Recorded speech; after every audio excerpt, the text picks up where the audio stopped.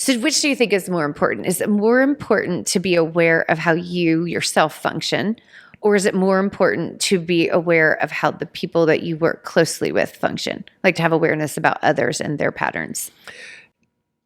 That question might depend on the role. Oh, okay. But I think by and large, it's really important when you are using a tool like Culture Index or any type of tool that you're using it in how to work better with others. So we have a value, compassion, to treat others the way they want to be treated. Kind of like the platinum rule. Yes. Yeah. I think if you're using a tool like Culture Index and somebody really needs a lot of autonomy, the last thing you want to do is micromanage that person. Oh, sure. Or if they really it's important to them to conform to all the rules. You don't want them to have to go out there and blaze a new trail. Right. So I would say in most cases, it's more important to know how to serve up the client or the team members information in a way they're comfortable, or to roll out responsibilities in a way that they're going to be set up for success. Yeah. Welcome to Corporate Caffeine. Today, Kyle and I chat with Paul Boyd. He's the CEO of Force Scaling. Now, it's interesting because that word scaling is kind of that pie in the sky idea that every business owner wants to achieve. But man, it's not so easy when you're actually in the trenches. But Paul takes a marvelously simple and practical approach and has a ridiculous track record in achieving stunning scalability for businesses. But he also recognizes that there's an intensely emotional side to the business journey, and he holds the space for the owner to find their joy and find their own personal potential in addition to the business's potential. This is a warm, fun, and exciting conversation. Let's dive in. Paul Boyd, welcome to Corporate Caffeine. We are so excited to have you over here. Well, thank you. Appreciate you having us today. Absolutely. So I got to be honest, I'm not 100% where to dive in because there's so many things that I'm excited to ask you about and follow my curiosity. So, probably one of the biggest things though is that you have a ridiculously long career of fixing problems and helping companies aggressively scale and find maybe even success they didn't know was possible for them. What is your magic? Where do you even start? Why are you able to just see what other people can't see and help people get out of their own way? So I'm not sure I know the why behind that at this point, but I know that for most of my career, I was in operations. And so I started turning around Pizza Huts when I was there as like a shift manager. They'd asked me to join they called it a hot shot team. And so I was really exposed. So I was going to school at DeVry for business operations, and I'm working for Pizza Hut, which was owned at PepsiCo at the time. And so I just got to really see and do business as I was learning business. So I always felt like I learned more from work than school, but then hindsight, I probably was learning more at school, but just applying it. Yeah. I think that just really came in handy. And for probably a good 15 years, I kept trying to find a CEO that I thought could mentor me.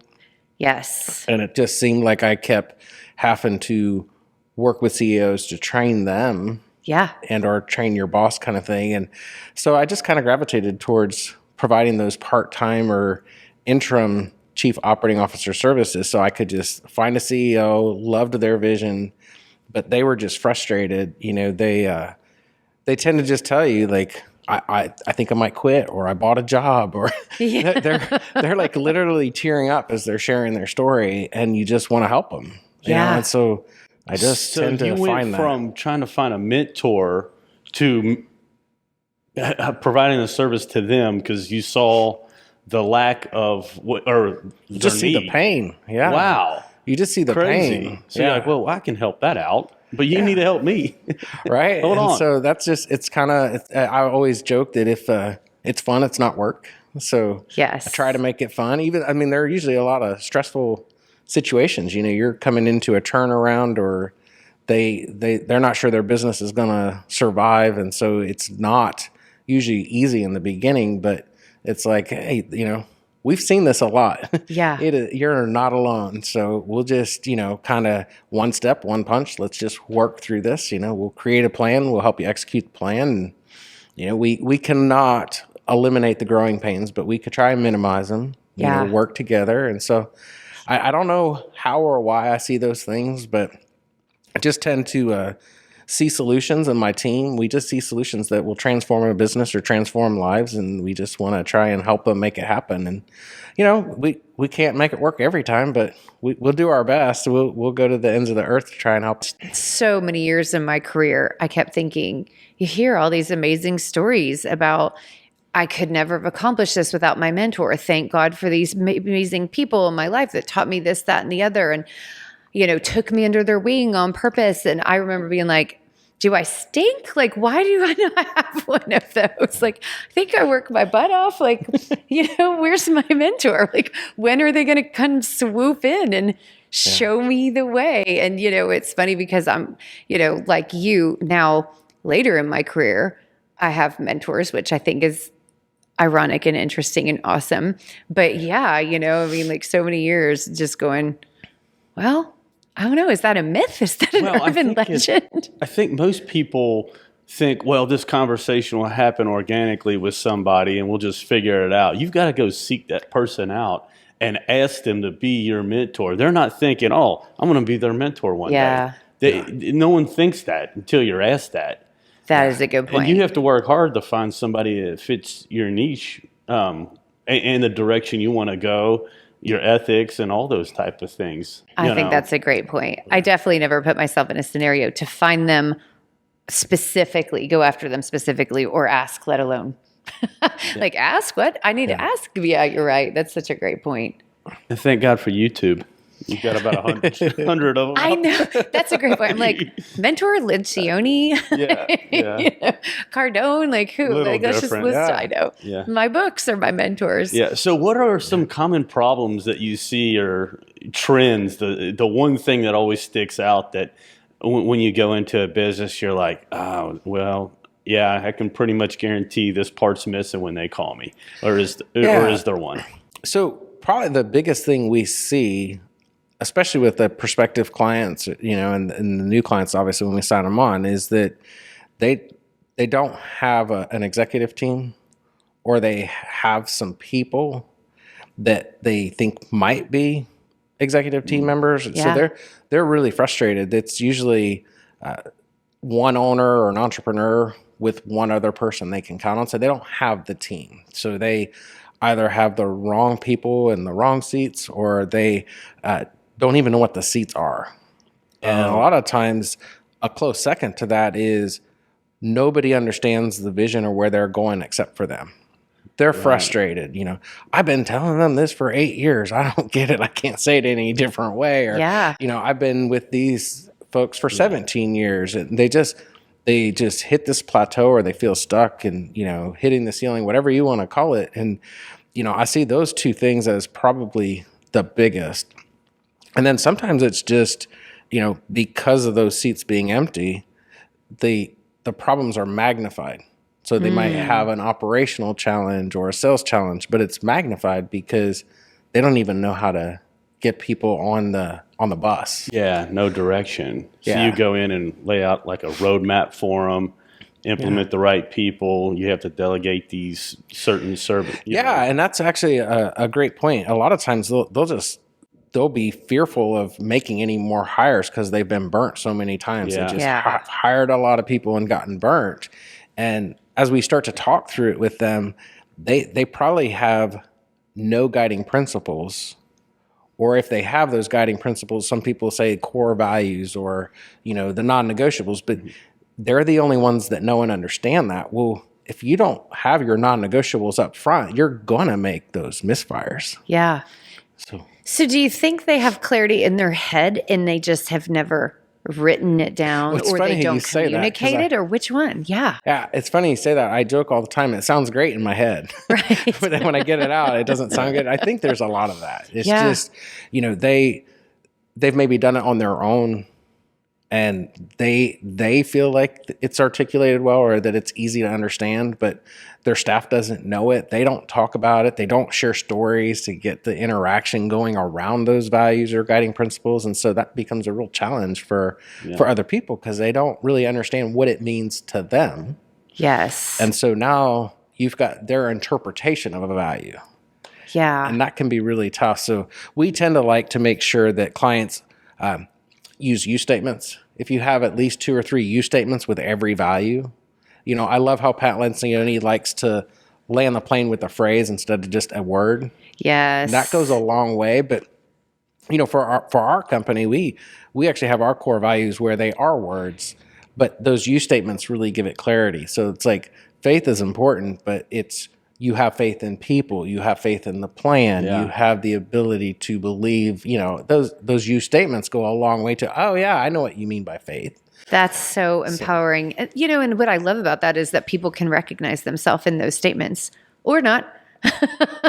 Well, and that's what happens. They become the magnet that attract or repel people because they look at and they're like, wow, I don't have faith in people. They know they're not right for the job. Yeah. They don't want to work there. So that really can be helpful. And there's a lot of people out there that don't have faith in people. Like I can imagine somebody listening to this and saying, what? It's easy to, everybody will say, well, I have integrity or I have this. But if they're written well, there are a lot of people that are like, I'm not a people person. Like I don't like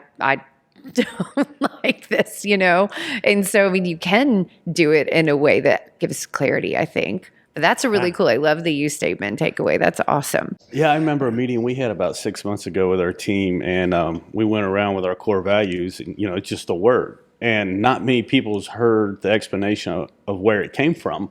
Yeah. And she actually said it, and I'm looking around, and they're all like focused in and listening, and I'm thinking, you know what? They've never really heard of why we use truth, mastery and all these things, even though it's kind of, you would think self-explanatory, but it wasn't. Yeah. It was kind of neat. And then they went around and gave them an aha moment. You could see it on their face. I thought so. Yeah. Yeah. We've had some clients that want to be more specific. And so then we kind of take a page from like the Better Business Bureau where they do the do's and don'ts. Yes. So you can say, here's the do's, right? And here's the don'ts. And so they know exactly what doesn't work, Yep. You can't, be typing away, not looking at a customer who's yelling at you and just, you have exactly. to make eye contact, acknowledge what they're saying. Exactly. Yeah. Okay. So you were talking about not having an executive team. Is it just about filling roles, meaning like, oh, you need somebody overseeing finance, you need somebody overseeing like all the different divisions once you get to a certain size? Or are you speaking more of like a strategic fabric, like of how your team works together? Like, so, how do you view that? So in addition to needing the right people at the table, they also need the right meeting rhythms and the right disciplines. And so we will actually help them make sure that they're meeting at the right times as a team, that they have the right one-to-one coaching going on to really be able to tap into the acumen of a fractional COO that we would place in there. And we just really help them. We walk alongside them every week, making sure that their executive meetings are effective and that people are held accountable, including the CEO. They want that accountability. Like they're so hungry when we get engaged. They're like, man, I want to be held accountable, man. I want you to slap me around when I'm doing it wrong. So that's pretty they're fun. Just done being frustrated. They're just wanting to make the most of, this life journey that they have for their business. And for most of them, they don't want to go back to corporate America or something else. They really want to create jobs. They want to make an impact, and they kind of have their own definition of what that impact is. And so we're just kind of helping them almost, I joke about it being like a translator. Yeah. It's not a different language, but for some people it is. Yeah. I can totally imagine you sitting in one of these meetings and, just facilitating, just listening and making sure that progress is being made in the meetings and then just going, okay, wait, are you sure you understood what he just said or something to that effect, Well, I have a knack for doing that. I'm like, you rolled your eyes. What did that mean? Oh, you call somebody out quick. Absolutely. Yep. It's just easier that way. Well, it's interesting because then weirdness can't seep in. It's just, hey, what's going on there? I just saw you made a face. Man, and how do I learn to funny. do that? Yeah, well, I would love to dive in a little faster. It's easier for a team to take what you would call criticism or guidance or whatever it may be for someone who's not there in the office all the time. You're not their full-time employee, or your team members aren't, and you're allowed to walk in and make these off comments or whatever it may be, to be like, hey, get your S straight, tighten up this, do that, and be like, okay, did we do this or not? It's not one person they see every day, like their CEO. Yeah, I think in the beginning that might be true, right? But for a lot of our clients, they're a client for a year, a couple of years, more than 2 years. Oh, and yeah. so you really do become part of the team. But that, I call it speaking truth in love. That is really important, because saying the truth sometimes is hard. Yeah. We are Hard love. Is that what they call it? yeah, tough love. Tough love. Yeah. There you go. But it's really important, and you can have tough love and still have compassion or empathy. And sometimes that's what's missing. A lot of times, whether it's a CEO or it's a manager, they'll treat a direct report like a whipping post. And so we just kind of call those behaviors out, and, when appropriate, we do it one-on-one. When it needs to be, we say it in front of the group, and we kind of empower everybody on the team to do that with each other. Yeah.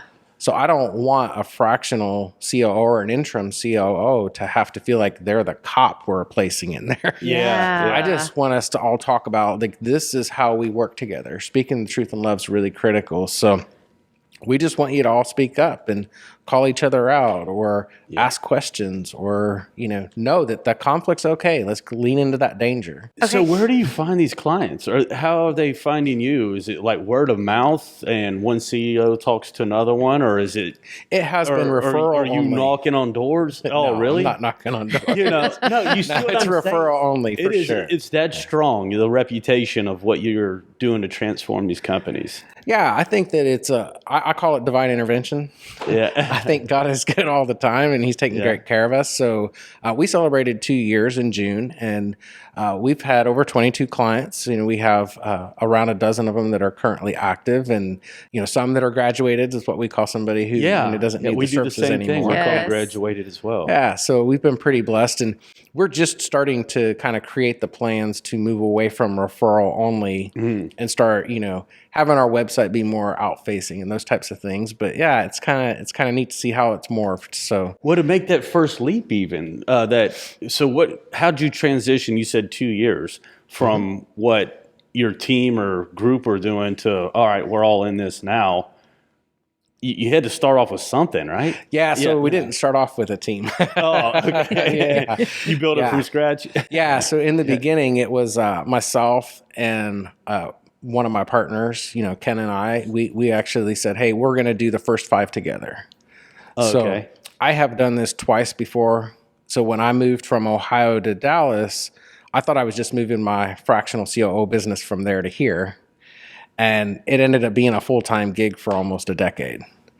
And then when I left that role, I actually formed a fractional COO business. And that's how I got mentioned in Rocket Fuel, which is about the visionary integrator relationship. But we merged with our 4th client. After about a year, I walked away from that, and I was at Catholic Charities Fort Worth as a COO and integrator using the Entrepreneur Operating System. But when I left there, I wanted to get back to helping these entrepreneurs or business owners. Yeah. So I wanted to just kind of help them. So when I wanted to do that, I called on Ken again and said, Ken, let's do this. And we thought, hey, we'll just do the first 5 together and prove it out. And so in our first 6 months, we had 6 clients, and or maybe it was 5 clients and 9 fractional roles. And we were like, okay, we need to start getting some help. Yeah. And so that was about the time we tapped another partner of mine now, Jonathan Gully, and Jonathan started serving in fractional roles. He'd been doing it on his own, but then we just brought him in the fold, and now we have 6 independent contractors doing it, and we have 6 employees, including 3 of us that are working partners. Wow, that's great. Yeah, I appreciate you asking. I think if I had to guess, though, your ability, and I'm extrapolating that your team is capable of doing this too, because I don't have the benefit of having met most of them yet, but your ability to hold space for the personal side of business and the business side of business has got to be one of those drivers on why people refer and why they stay with you and why they seek you out. Because, I know just from my company, you don't want to admit when you're struggling. Like you don't want to say this is killing me because you don't want to freak your team out or your clients out. Or, I hear that. So. Yeah. I would say I don't want to freak my husband out, but he's not immune to that portion. I hear the highs and lows. But, like wanting to maintain a confident front and an optimistic point of view, because it is important to driving success and leading with positivity. But man, like when you do hit a point where you're like, this isn't fun anymore, what I mean? Like those frustrations that you listed earlier, of people just being like, I'm scared. I don't even want to move forward anymore because I've been burned. Well, like most, or I shouldn't say most, but like many of the different systems or things out there, we always try and start all of our team meetings off with great news. Like, we're talking about the positives and those types of things, but we change it up quite a bit when we meet one-on-one. I actually, what I call this, the head and heart check-in. I don't want just good news. Like, we're doing life together. Yeah. I want to know, like, where's your head and heart? The good, the bad, and the ugly. Just because I'm a Western fan, I like to just frame it in the good, the bad, and the ugly. Right? But we just talk through it, and so they let me know are they in a good headspace today? Yeah. Are they overwhelmed? And it could be overwhelmed because you're moving this week. One of the companies we're supporting, they've got a key executive. He's taken on lots of new departments and responsibilities. He's moving. It's like, that's important to know. Yeah. So let's work through that, and then we'll bring it to the team as needed. But I just like to try as much as possible for us and them to just live more of an integrated life, not work, not personal, but it's like, how do we make this all work together? Because usually if they're struggling, it's probably more at home than at work. So if we, know what that is and we can unpack that, then we can have great expectations that we agree on together, and we can move past whatever it is that's the struggle. Well, it's interesting because even if, like, let's say work is the pain point, man, you typically bring it home. Absolutely. In a really bad way, which then facilitates things getting darker and darker because you're not managing or navigating that well. And vice versa, like you mentioned. Yeah, if absolutely. you're having a tough time at home, it's going to affect your work. You see it all the time. In sales, I used to in sales when people had more free reins to kind of come and go outside, especially, and going through divorces or something. I'm like, wait a minute, like, I haven't heard from you in like 2 hours. You're supposed to, where their life starts falling apart. If they don't have anybody to check in, and hey, you got to balance the two, Yes. Exactly. So do you use that approach with your team, or, especially because you've led very large teams in the past as well? Sure. Is that both client facing and kind of coaching, or is it across how you function in the business world in every direction? Yeah. I hate the phrase, but my partner, Ken, who always says, we eat our own dog food. Yes, totally.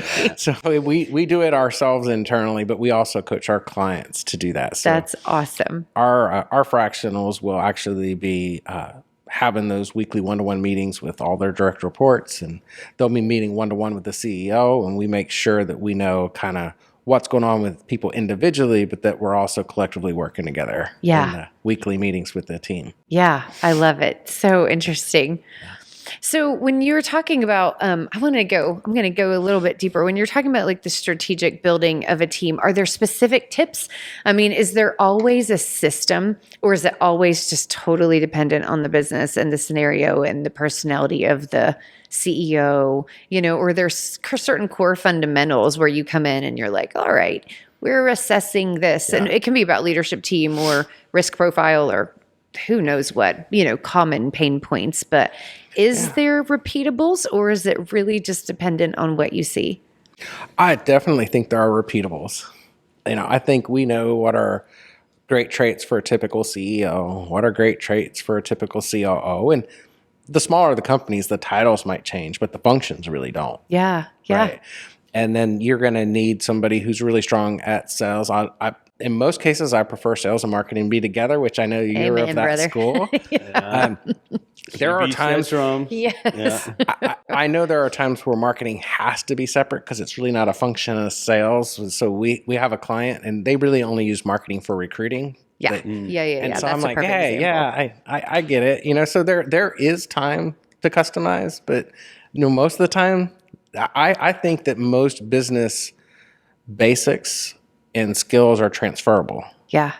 So I've worked with a lot of people who are like, you got to have 20 years of industry experience. I feel like the more diverse, the more likely you're to get some really cool ideas. And so with a name like Marketing Blender, I'm sure that you like that school of thought. We But do. You're going to get more important. innovative ideas when you get new, fresh eyes. Yeah. Not to the industry. You see it all the time. You're like, hey, I did it this way and in this industry. And I'm like, well, heck, that could apply to this. Yeah. Why didn't we think of that? Yes. I mean, one of our team members, she, refers to herself as a zillennial. And the questions that she asks, those are not questions that would occur to me. And they're good. Like, I need to be hearing, like, right, wait, where are you coming from with that? Okay, I see where you're going, because there's just a totally different context around how she understands things or where her ideas are going to go. And it's so fun just to have, unique points of view on the team. So yeah, I do agree. That's hard to do though. You know what I mean? Like, I know I was notoriously bad at trying to hire mini-me's once upon a time.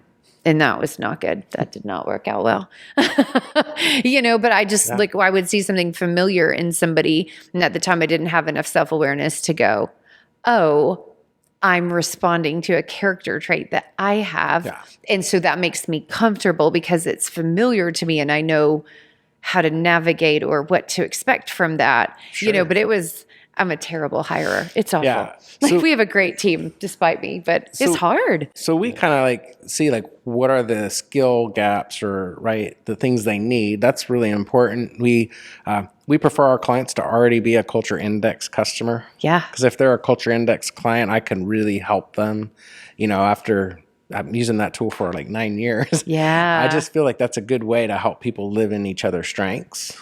And so we like to have that kind of box checked so we can hire people to live in the strengths or coach people up to live in their strengths. Okay, I have a weird question on that. Yeah. So which do you think is more important? Is it more important to be aware of how you yourself function, or is it more important to be aware of how the people that you work closely with function? Like to have awareness about others and their patterns? That question might depend on the role. Oh, okay. But I think by and large, it's really important when you are using a tool like Culture Index or any type of tool that you're using it in how to work better with others. So we have a value, compassion to treat others the way they want to be treated. Kind of like the platinum rule. Yes. Yeah. I think if you're using a tool like Culture Index and somebody really needs a lot of autonomy, the last thing you want to do is micromanage that person. Oh, sure. Or if they really it's important to them to conform to all the rules. You don't want them to have to go out there and blaze a new trail. Right. So I would say in most cases, it's more important to know how to serve up the client or the team members information in a way they're comfortable, or to roll out responsibilities in a way that they're going to be set up for success. Yeah. So that's a way to try to use it. Yeah, I love it. Okay, so what's the favorite part of your job? Probably working with the people. I mean, the favorite part of my job really is when somebody is has an aha moment, or they thank us, or they thank me. It's according to my profile, I don't need any accolades, but that affirmation or appreciation is just huge. So when I see that somebody's getting help, yeah, that's where I get my little hit of dopamine. Yeah. Wow. It's not revenue based or numbers based for the most part. Being in operations, you would think, oh, well. Lots of efficiency and metrics. Yeah, right? Yeah. Yeah. No, it's not, those are just results. Yeah. Those are expected now. For you. Are you tooting your own horn or what? I am not. Yeah. That is not what I meant. But hey, I appreciate that. That sounds better than what I said. Yeah. I love it. Kyle, I'm going to turn that on you. What's the favorite part of your job or role or life, business life? What's your favorite part? I've answered this before in two different ways, depending on where I'm at. You could give two answers. Like There's right no now, rules. in the first, well, of course, we have the freedom to kind of do what we want when we want to do it. But that's not true if owning your own business. You have accountability to not only employees, but your clients, making sure things get done when you don't want to do something. You can't just put things off for tomorrow. But on the flip side of that, I like it because we can sit down, and this has to do with me, and when we problem solve, we can fix things. Like when we make the decision, it's our decision, whether it's right or wrong. We go with it. We plug it in right then. You don't have to wait around.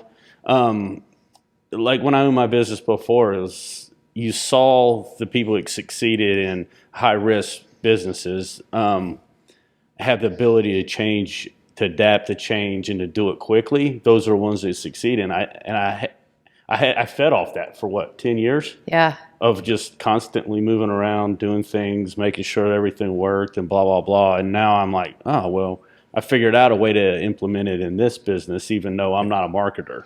I took like operations type plans, finance and that, and then look at different avenues to generate, different products here, services and, goals. You had a vision for the company and what you want to do and what you want to accomplish, but I see myself helping you through that and laying out the groundwork for it all and the roadmap of how we're going to get there and what it's going to take, and get your eyes off of that. We got to focus on this, if we want to get where you want to go.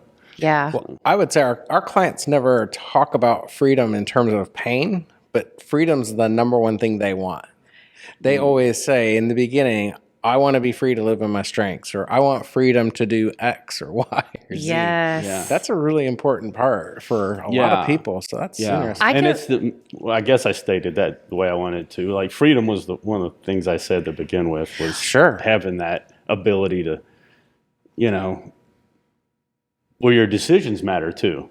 Absolutely. And that's freedom in its own. I think it's like one of the biggest surprises and misnomers sometimes too about business ownership though. I mean, is that there are phases where I feel anything except free. Right. Now, I don't want to say all the time, absolutely not. But, I remember that from, your business where there were times where client pressures or slow payers or whatever. I mean, we felt handcuffed by situations. And then, certain times busyness, I'm like, I am not in control of my schedule. My schedule is completely in control of me. And then there's other times where Kyle's 100% right. Like something wrong is happening and we're like on the dime able to look at the team, have a 1 hour discussion, make a decision, move forward. And that's so liberating. But it's interesting because even just when Kyle said that word freedom and when you're saying that, I'm like, that it's a weird emotional trigger even for me, like to recognize it right now, being like, yes, because it's everything that you want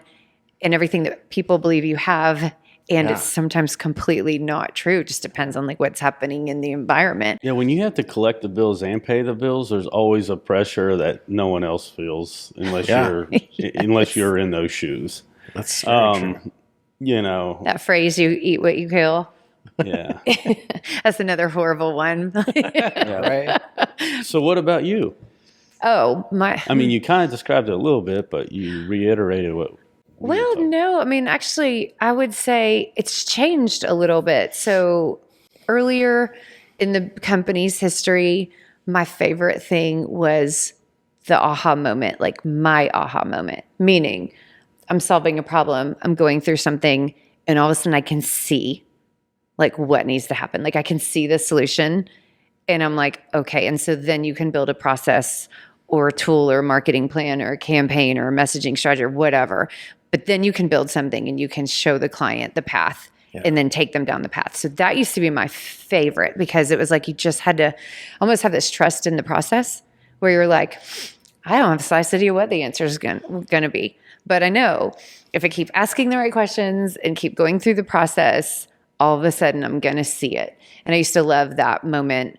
I think for me, it's shifted now where my favorite part of the job is seeing people turn into better versions of themselves.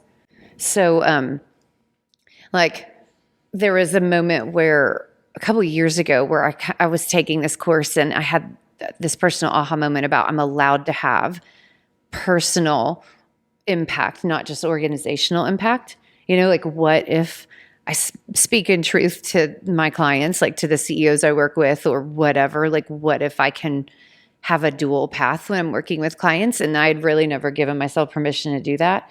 And so creating processes and systems where they get better, like they're the better version of themselves. And then of course there's a parallel with our team. Like I just want to see them become the better, best, next version of themselves. And that's the most satisfying. It's also the big challenge though, trying to shift from being the one that comes up with the aha moments to creating scenarios where people find their own ahas.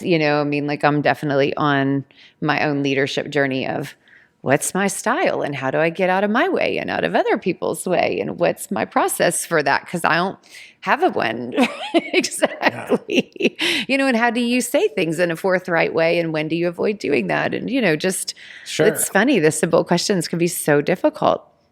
Yeah, I was talking with the CEO earlier this week, and they were just talking about how much they're there to serve their team and the heart by which they serve their team and like how much they're holding back. And, I just paused for a moment because we were in a group setting and I said, I just want to commend you. That is amazing. And he just kind of like looked at me and was like, I don't have a choice. And I was like, but you do. And you're making that right choice every day, So it's awesome. It's all about like, how can we make them a better version of themselves or make their business better or develop their team? That's a really fun part of the role. Oh my gosh, no kidding. So what do you see for yourself and your company? Like what are your big, hairy, audacious goals or, like what's the impact that you guys are just, that get you just super excited about in the future?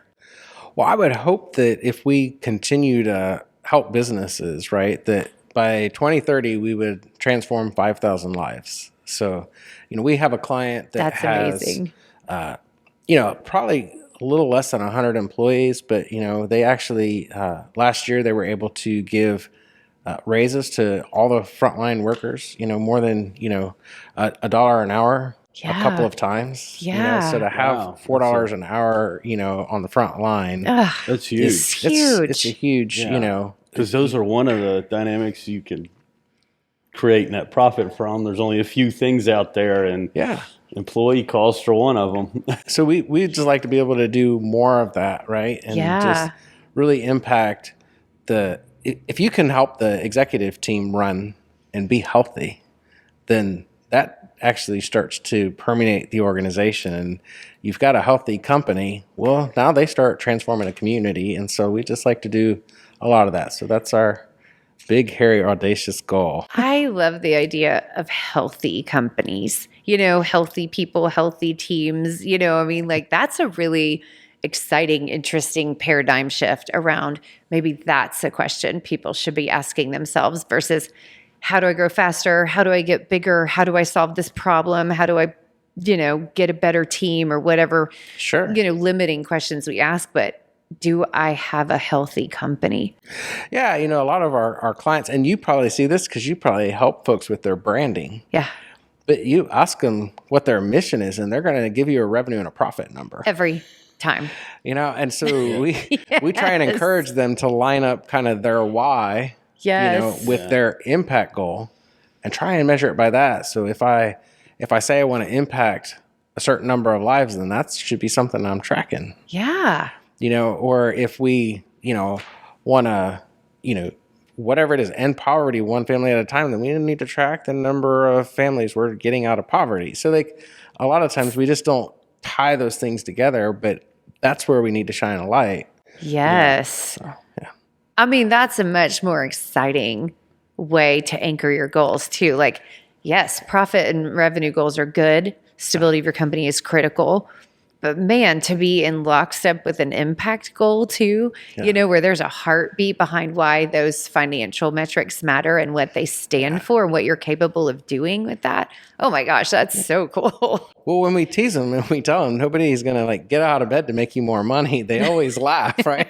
Yeah. And then we actually have a real conversation around it and we get closer to that, right? It's just like, how do we measure our impact? Or if we say we enrich lives, then as we make a decision, how does this enrich lives? Yeah. And sometimes that's like a powerful moment where there'll just be kind of an awkward silence and they'll say, yeah, you're right, Paul, we're not doing that. Yeah. Well, we were going through a workshop the other day with a group and we're doing their buyer personas, their ideal customer profiles. And the very first one came up and we're asking the standard questions and I'm on with another one of my CMOs. So I'm doing a lot of the active listening, not the facilitating. And it was interesting because I'm watching my clients' faces. They are not having fun. Now that sounds like standard or silly, but no. When you typically ask clients about their best favoritist customers, like the ones that if you could replicate them, 10 times over, you would just have an awesome business life forever. Yeah. People could light up. Like they get so excited talking about their favorite customers. They get so excited explaining and like realizing like how much they know them and how much they really have all this knowledge about why they're good to these people and all these fun ideas about how to be better. So long story short, this client there's none of that reaction. Like you're watching their energy deflate compared to the beginning of the call. And I finally just said, hey, can I stop for a second? What's going on? I'm like, I'm going to ask a weird question. Do you not like this type of customer? And all of a sudden he was like, I can't stand him. I was like, oh. And it was so interesting because that moment, and it was nothing bad about the client. It was actually everything good about the client because there's some very unethicals in the principles of this customer type that they legitimately stand against. Yeah. And that conversation pivoted so dramatically to, do you want to serve them? Because you don't have to, and it was this really interesting, like opening up, but it was fun to be allowed to ask the dumb question. You know what I mean? And like give them a point of view around, you don't have to play by all the old rules, that is not your only pathway to success. And I would argue that you're never going to be successful serving people you can't stand. Oh, for sure. That's going to be a short runway. But, just listening to what you say, I'm like, that's really interesting. Just naming the impact idea, like so cool. Well, thank you. Appreciate that. So, okay. So when you are not out there helping people find their highest and best version of their company and their self and their team, what are you doing for fun? Like, what's your reprieve? Because I've got to assume this is a lot of intensity in your role. Because I will say just on the marketing side and, people helping people tell their truth, there's a lot of intensity when you're sitting in who are you and what are you doing and strategy around whatever they're trying to accomplish. And you're talking about something even more heartfelt because it's the inside of the company, not just the public perception. Yeah. So I'm not great with hobbies. I feel like if work's fun, then it's not work. Yeah. So I tend to, fill my time with more work, but I do relax. I love to watch movies, love to watch sports, hanging out with the family, grilling and just doing that kind of thing. Yeah. I really enjoy that. I love to entertain. We don't do enough of it, but, I love just inviting people over and grilling and relaxing. So that's what I do when I have downtime. Yeah. Do you see a lot of CEOs that don't have hobbies?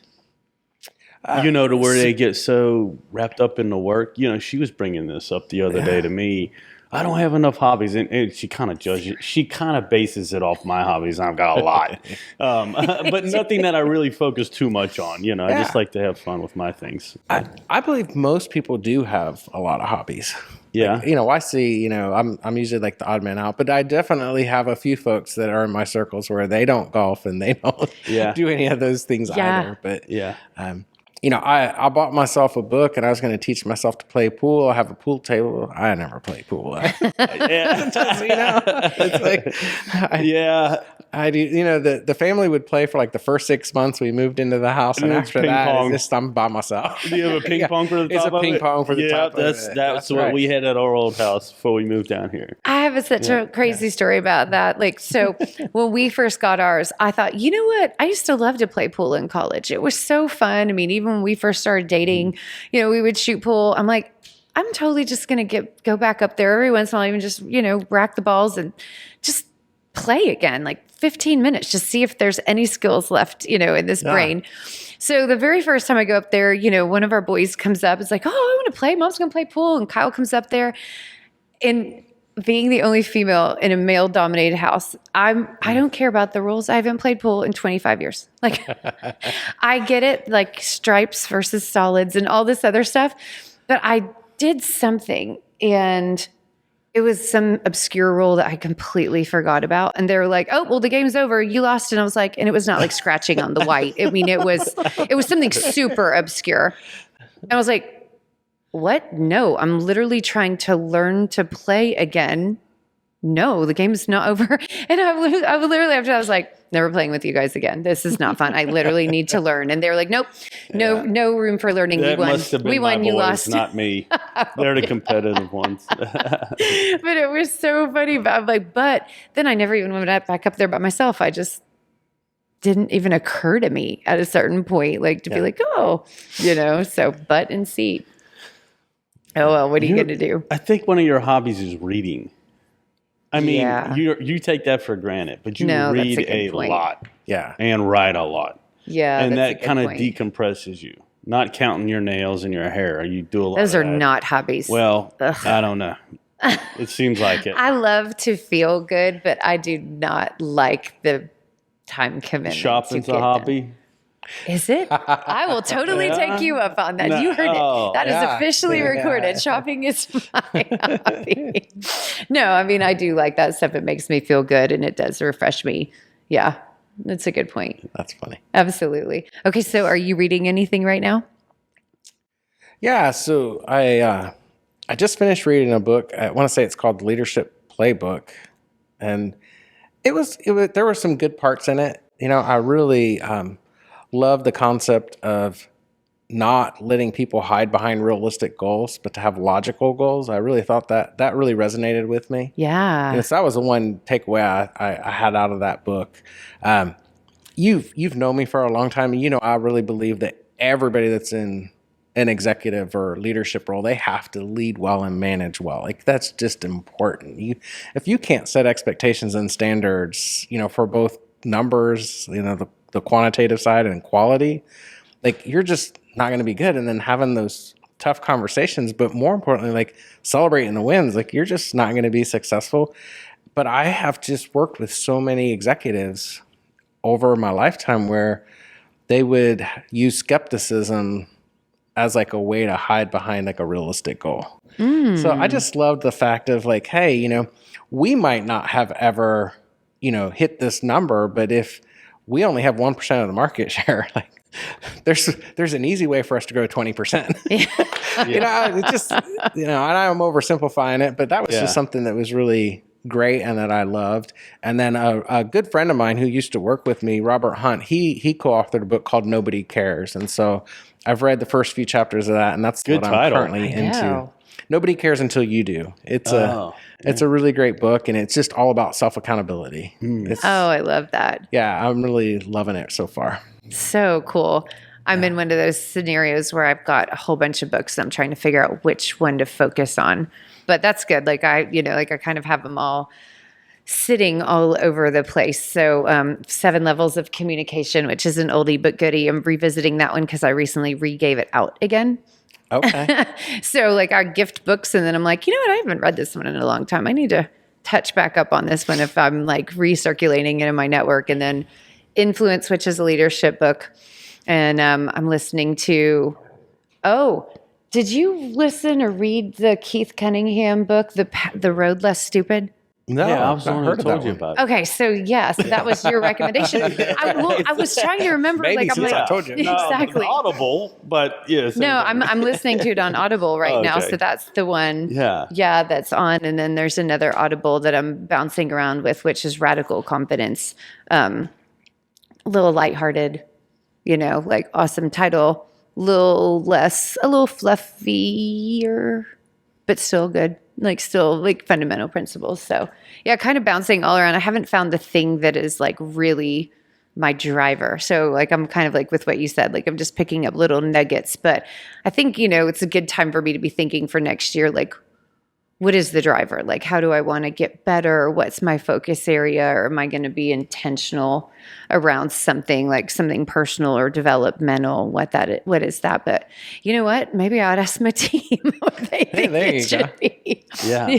Instead of like just trying to pull something out of a hat about where I think my growth opportunities are. You brought up some of the CEOs not having realistic goals, and you kind of reel those in. Even though we're on marketing, we're starting to force our clients to tell us, hey, what are your revenue goals? And we're tracking those with them. Yeah. It's been something that she's done when she's been a CMO for companies or fractional. But now that's part of our process with all of them because we do bring the light. Look, that's not accomplished. You can't accomplish that only spending this much on marketing when we already know what your sales team's created in the last 10 years. And you're not changing that process at all. Right. And I heard it described, and I think I've said this before on the podcast. I was talking to, I can't even remember who it was, but they said, 360 Consulting, when they were on here. Yeah. They go, we're asking them, hey, what is the number that it would be realistic at any time that you should be giving your sales department? Since you want to give them a goal that's right there, you want them to reach it somewhat, but you want them to stretch it out there and so forth. And they're like, what would you take to your banker? Those are the goals that we give our sales department. I went, I didn't think of it really that way. You always say, I want to grow 25% or 30%. How are you going to get there? They go, have that number that you would take your banker if you see your growth for next year and make that your goal. Don't. Yeah, you have a stretch goal, I know, and you can set bonuses off of that. Like, hey, we're all celebrating. We hit this stretch goal that we didn't even think was possible. We hit it. That's great. But that true goal, I never thought of it that way. We have a similar mantra where we coach our clients that you can't cheat the model. So many of us that are entrepreneurs, you mentioned I'm collecting it and I'm paying. Right. And then that's that pressure. But a lot of times we'll solve it just by not paying ourselves enough. Yeah. We're doing it at our detriment. So we always one of the first things we always do is we make sure that folks that are actually filling the roles are compensated fair in the market. Like we want them to have the right level of comp. Yeah. So now when we're giving the sales team the goal, it's the right goal. Yeah. Because sometimes they'll come back to you if you're not doing that and they'll say, well, I'm killing it. You're not getting paid or you're not getting paid enough. And then that could build resentment, right? So that's one of the things, like we want to make sure nobody ever cheats the model. It's like we've got the right compensation, incentive, celebration, whatever it is. Like let's build all that in so the goal's real. That's awesome. We kind of did that with ourselves this past year. Great job. Of going, all right, your role, and we're kind of not really there yet because we are investing more into the business. Sure. But it depends how you look at that number. Anyway, we're like, what would your job pay? Yeah. That's All right. right, we're going to start paying you that. Like, we're tired of there were years where we paid someone to work for us more than she was bringing home. For sure. Like as far as for a while. The total package. Yeah. Yeah. And I'm just like, this model can't go on forever like this. We got to make this work. Like, what's my salary as far as accounting? I want to be able to plug anybody into that role at any time and be able to pay them that amount of money. Yeah. And whether you're building a lifestyle business or you want to have a sell, right? In either scenario, you can't cheat the model. It's Right, exactly. They're gonna quickly. They're pretty sharp if they're buying a business. Yes. They're gonna Yes, you got to carry yourself. exactly. Well, it's that's funny. great. I love that phrase. I'm going to steal that because, even just thinking about like revenue models. I mean, we had this client and they were a solid, reasonably profitable. I mean, like double digits, 4-point-something million dollar company. Yeah. They had some operational hurdles and some marketing hurdles to get to the next level. We knew that. That's why we were brought in. Totally fine. But he was like, I want to be a $7 million company next year. Literally like, boop, boop. And we're looking at his track record and we're looking at what he's going to have to invest in order to operationalize the growth that he wanted to achieve, and all in 12 months. And it's funny that you brought this up, no leadership team, not strategic, and literally half the seats were just empty, like just couldn't find the people, even though we'd been trying. And, we really had to like break down the model, like, where is that coming from? Yeah. Because no matter how good we are, those numbers are not adding up in your market. Yeah. Like you can absolutely reach 7 million. You just ain't doing it in 12 months, But it was a challenging but healthy conversation. A good tie with this conversation to a question that you were asking is like, how do you coach clients to do some of those things? And we teach them to really use what we call just a strategic, decision filter or strategic business guide, right? But if you just kind of ask yourself 3 questions, the first one being like, how does this help us achieve our future focus? And for us, that is all about like your why or vision and mission, however, whatever words you're using, right? Yeah. But that's so critical. And then how does this support our niche? And how is this going to help our go-to-market strategy? Yeah. So like big picture, how is this helping us? If that question can't be answered, then we need to say no. Yeah. Or it's not logical, right? Yes. And then the second question is this helping us achieve our 3-year or our 1-year plans? Because if it's not, then we need to say no. Because we keep forgetting that like what we say yes to means we're saying no to all these other things. Yes, exactly. So like those first 2 questions are just so critical. Huge. Because it just acts like a great filter.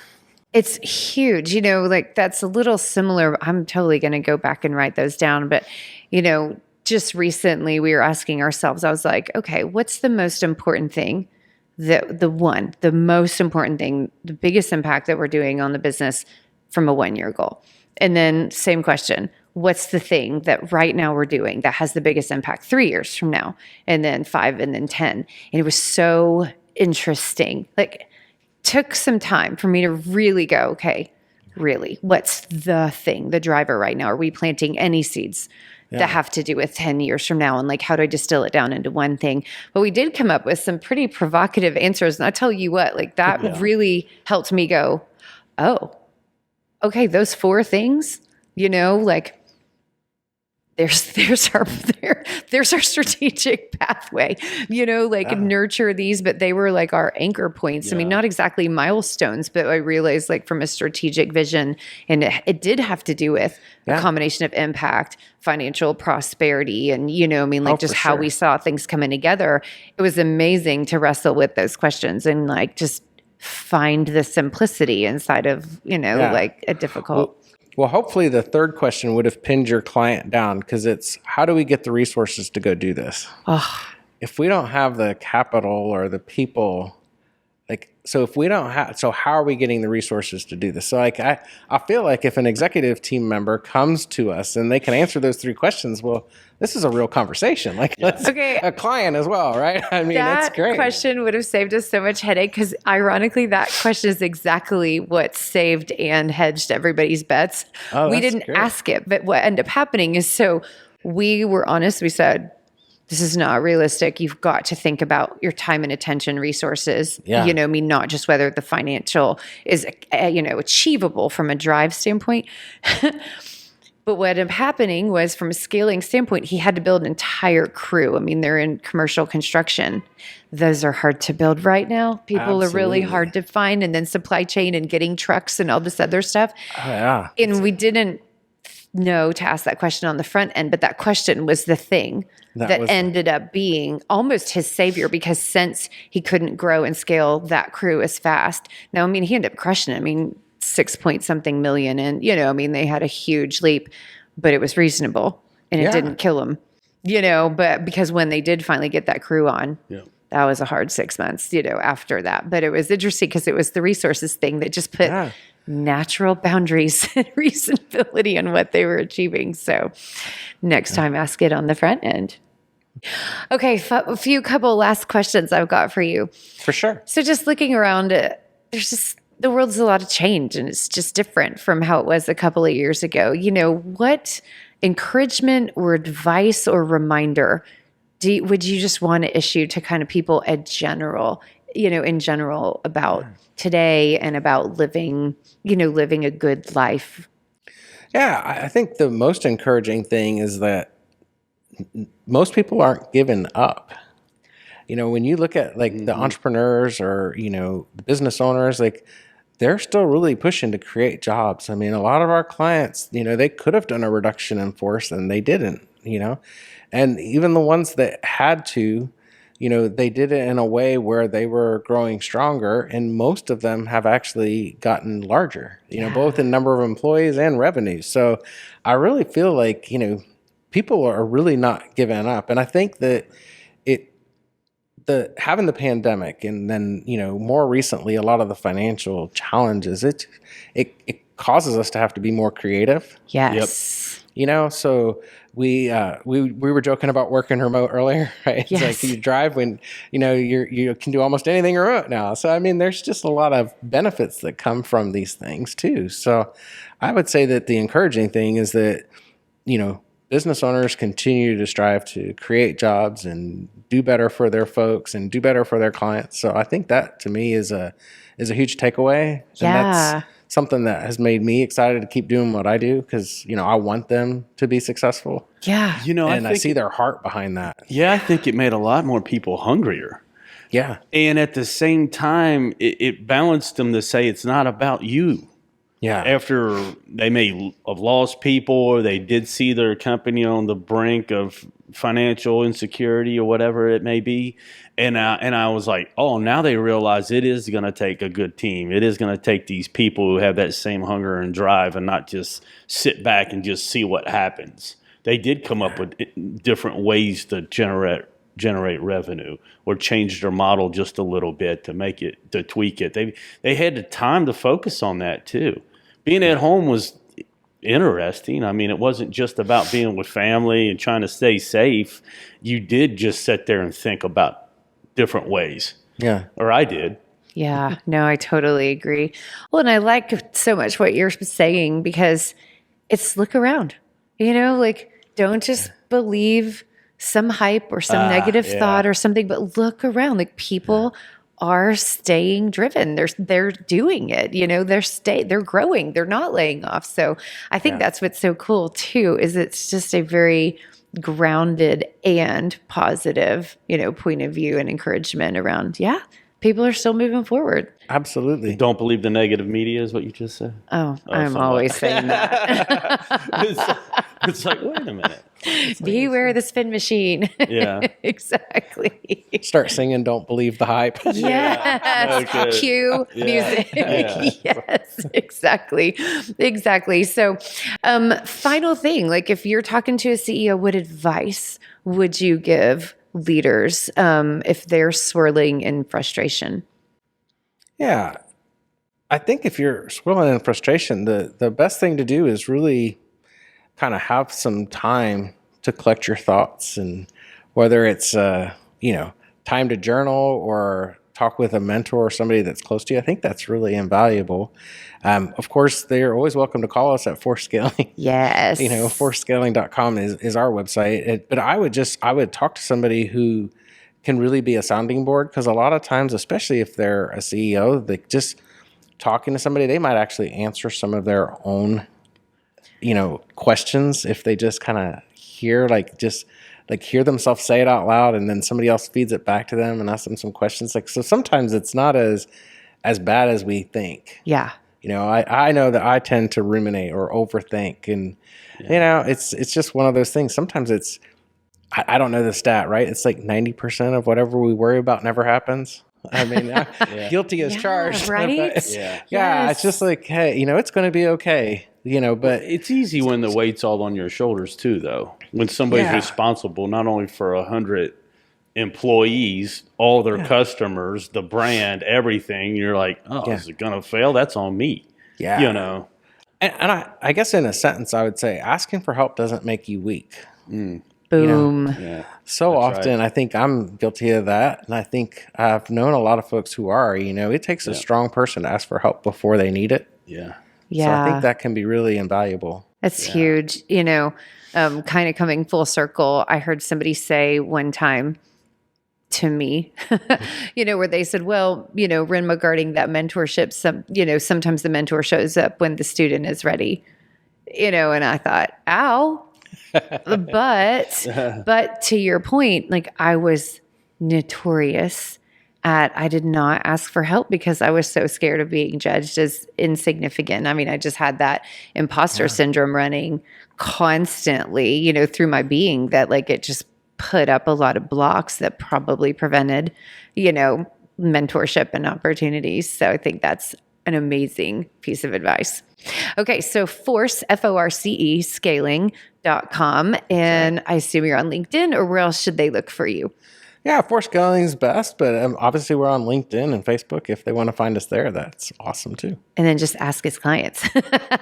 That's right. I love it. Paul, thank you so much for joining us today. This was so fun. Absolutely. Onward and upward. All right. Thanks. Have a great day. If you enjoyed this episode of the Corporate Caffeine podcast, please help us help you by subscribing. I also hope you'll find us on social media. You can follow me, Dacia Coffee, and my company, The Marketing Blender, by searching us on your favorite platform or checking out the show notes for the links. We bring this to you because we envision a business world full of meaning, connection, and prosperity for us all. Until next time, onward and upward.